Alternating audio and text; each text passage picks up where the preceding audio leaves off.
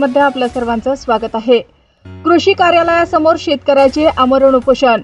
पीक विम्याची रक्कम बँक खात्यात जमा होण्यासाठी निंभोरे येथील ज्ञानेश्वर खंदारे व इतर शेतकऱ्यांनी कृषी कार्यालयासमोर आमरण उपोषण दिनांक 22 जुलै पासून सुरू केले आहे। याबाबत सविस्तर वृत्त असे की तालुका कृषी अधिकारी जळगाव जामोद यांना दिनांक 8/7/2024 रोजी निवेदन दिले होते।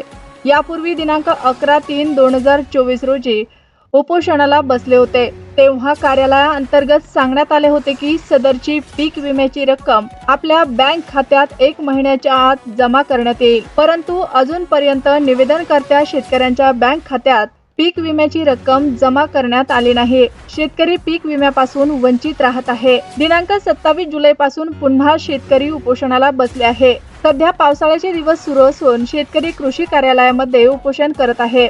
आज उपोषणाचा दुसरा दिवस असून सुद्धा कोणत्याही अधिकारी किंवा संबंधित विभागाने सदर उपोषणाला भेट सुद्धा दिली नाही। निवेदनाच्या प्रती तहसीलदार उपविभागीय अधिकारी जळगाव जामोद, ठाणेदार पोलीस स्टेशन जळगाव जामोद यांना दिले आहे। उपोषणाला ज्ञानेश्वर खंडाळे, अमरदीप साळोकार, सुनील भोंडे, अमोल सोनवणे, रवी सोनवणे, अमोल बहादरे, राजेंद्र देशमुख इत्यादी शेतकरी उपोषणाला बसले आहेत।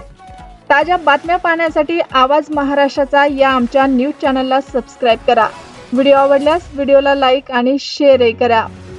आवाज महाराष्ट्रासाठी संपादक राकीब बागवान।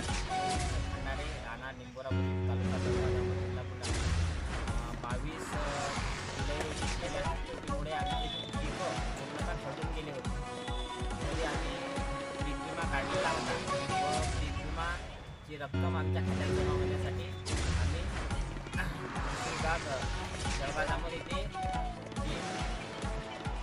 22/3 उपोषण मांडले होते। पण त्यांनी आम्हाला लेखी स्वरूपात अशी दिली होती की बा आम्ही 20 तारखेच्या आत 20 दिवसाच्या आत तुमचा पीक विमा खात्यात जमा करू।